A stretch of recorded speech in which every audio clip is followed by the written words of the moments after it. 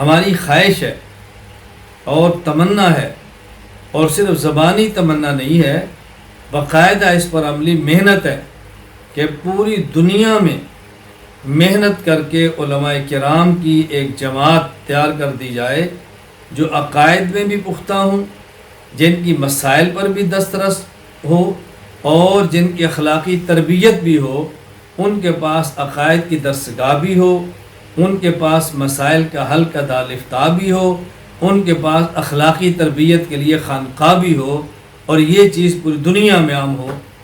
میں بہت زیادہ خوش ہوں ان علماء کرام پر کہ جو حضرات ہمارے ساتھ اس میدان کے اندر چلے ہیں، اللہ تعالیٰ ان کو قبول فرمائے۔ ظاہر ہے کوئی بھی تحریک دنیا میں دو چیزیں مانگتی ہے، نمبر ایک افراد، نمبر دو اموال۔ افراد کام کرنے کے لیے اور اموال ان کی ضروریات پوری کرنے کے لیے، یہ دو چیزیں ہیں۔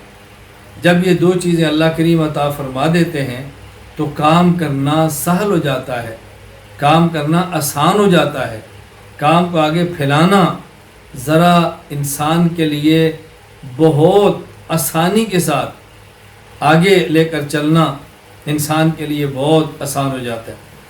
میں یہی کوشش کر رہا ہوں، یہی زور لگا رہا ہوں۔ ابھی ہمارے چونکہ تخصص فی العقائد اسلامیہ چل رہا ہے، عقائد کے اصول بیان کیے جا رہے ہیں۔ آپ کی خدمت میں سب سے پہلے اصول مناظرہ پیش کیا گیا ہے، اصول عقائد میں نے آپ کو پڑھائے ہیں، مولانا کلیم اللہ حنفی صاحب زیدہ مجدہ نے اصول تفسیر پڑھائے ہیں، مفتی شبیر حنفی صاحب زیدہ مجدہ آپ کو اصول افتاء پڑھا رہے ہیں۔ ابھی انشاءاللہ صفات باری پر تفصیل سے بات ہوگی، پھر آپ کی خدمت میں اللہ چاہے گا اصول حدیث، اصول تاریخ، اور یہ اصول آپ کی خدمت میں پیش کیے جائیں گے۔ پھر عقائد پر شرح و بس کے ساتھ گفتگو ہوگی، وقت ہوگا تو عقائد پر چند کتب بھی آپ کو پڑھا دی جائیں گی انشاءاللہ العزیز۔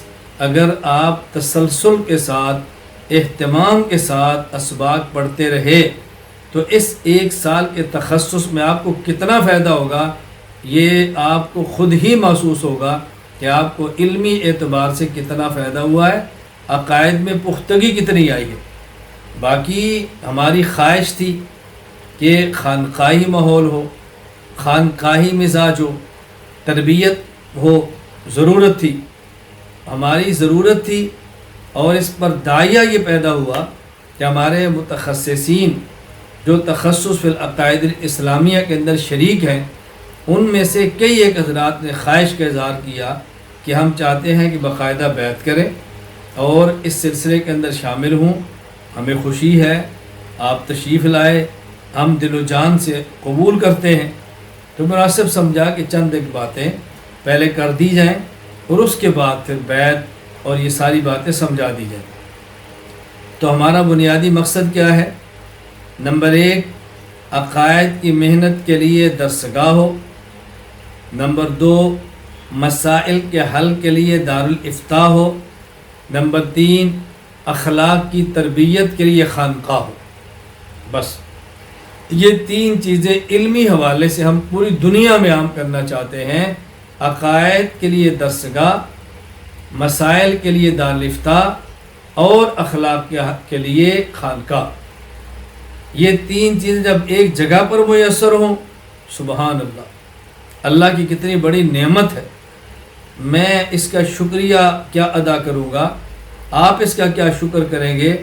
ہمارے بس سے باہر ہے کہ ہم اس پر اللہ کا کتنا شکر ادا کریں کہ بحمدللہ تعالی مرکز اہل سنت والجماعت سرگودا میں عقائد کے لیے درسگاہ بھی ہے، مسائل کے حل کے لیے دارالافتاء بھی ہے، اور اخلاقی تربیت کے لیے خانقاہ بھی ہے۔ تینوں چیزیں موجود ہیں، اور اب پوری دنیا پہ بین الاقوامی سطح پر کام کرنے کے لیے ای مرکز کے تحت یہ تینوں چیزیں ہم آپ کی خدمت پہ پیش کر رہے ہیں بحمدللہ تعالی۔ پوری دنیا میں جو لوگ رابطہ کرتے ہیں وہ اچھی طرح سمجھتے ہیں کہ ہم نے ایک نظم بنا دیا ہے جس کے تحت آپ مسئلہ لکھیں تو آپ کو جواب ملے گا، عقیدہ پوچھیں آپ کو بتایا جائے گا، بیعت کرنا چاہیں تو بیعت کی جائے گی۔ یعنی اتنا آسان نظام بنا دیا ہے کہ آپ کے ایک میسج پر عقیدے کا جواب بھی ہے، ایک میسج پر مسئلے کا حل بھی ہے، ایک میسج پر بیعت بھی ہے۔ کیا آسانی پیدا کی گئی ہے، میڈیا کو صحیح طریقے پر استعمال کیا گیا ہے۔ میں یہ چاہتا ہوں کہ میرے ساتھ پوری دنیا میں اسی طرح ایک افراد کی کھیپ، افراد کی جماعت تیار ہو جائے کہ جو اس کام کو سیکھ لیں، اور ان میں سے ہر ایک کے موبائل میں عقائد کی درسگاہ بھی ہو، مسائل کے حل کا دارالفتہ بھی ہو، اخلاقی تربیت کی خانقاہ بھی ہو، ہر آدمی کام کرے۔ لیکن ضروری ہے کہ پہلے آدمی خود سیکھے، اپنی خود تربیت کروائے، خود اپنے آپ کو بنائے، خود انسان خود کو سنوارے اور پھر آگے کام کرے۔